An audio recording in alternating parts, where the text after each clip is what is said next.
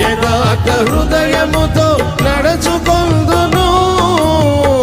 ఏ దుష్కార్యమును కనుల ఎదుట ఉంచుకొనను. భక్తిహీనుల క్రియలు నా కంటనీయను.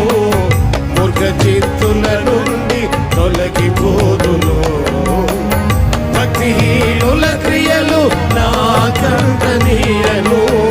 మూర్ఖ చిత్తుల నుండి తొలగిపోదును. రవయా యేసయ్య నా ఇంటికి, నీ రాకకైనే వేచియుంటిని.